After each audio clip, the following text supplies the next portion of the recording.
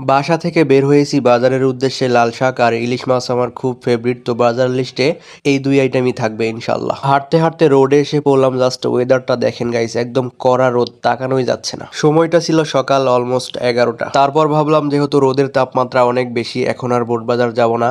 আমাদের এখানে একটা ছোট্ট সবজি বাজার আছে, এখান থেকে কিছু শাকসবজি কিনে নিয়ে যাব ইনশাল্লাহ। দেন হাঁটতে হাঁটতে ডিরেক্ট চলে আসলাম চৌরাস্তা। এখানে অনেকেই ভ্যান গাড়িতে শাকসবজি নিয়ে বসে থাকে, তো এখানে পাইলাম না। দেন একটু সামনে গিয়ে দেখি আরেক ভাই গাড়িতে কেবল সবজিগুলো ধুয়ে সাজিয়ে রাখতেছে। তারপর দেখলাম এখানে কিছু লাল শাক রাখা আছে। এই শাকগুলো দেখে আমার একটু সন্দেহ হইলো, মনে হচ্ছে এগুলো হাইব্রিড।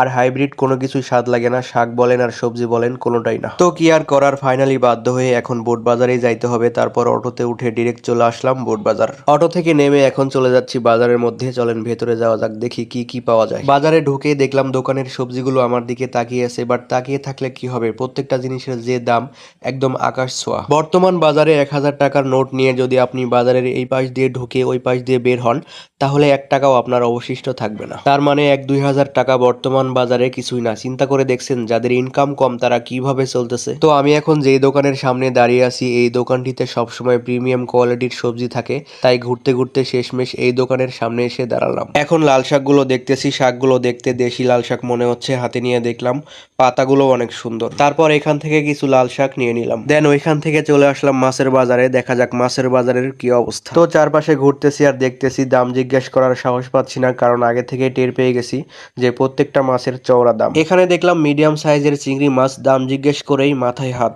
1000 টাকা কেজি। জাস্ট দামটা শুনেই এখান থেকে চলে গেছি, আর কিছু বলি নাই। তারপর এখানে দেখলাম বোয়াল মাছ সহ আরো কিছু সামুদ্রিক মাছ রাখা আছে। চাইছিলাম যে বোয়াল মাছ নিব, কিন্তু মাছের যে চেহারা, কতদিন ধরে যে ফ্রিজে রেখে রেখে বিক্রি করতেছে ওনারাই ভালো জানে। তারপর চলে আসলাম আমার ফেভারিট মাছ ইলিশ নেওয়ার জন্য। এখানে ছোট ছোট ইলিশ মাছ রাখা আছে, তাও আবার 900 টাকা কেজি। শেষমেশ মাছ আর নেওয়া হইল না। কিছু সবজি, শাক আর শশা নিয়ে মনটা খারাপ করে বাজার থেকে বের হয়ে চলে আসলাম। দেন উঠে পড়লাম অটোতে, চলে যাচ্ছি বাসায়। তো থ্যাঙ্কস ফর ওয়াচিং, আল্লাহ হাফেজ, টেক কেয়ার।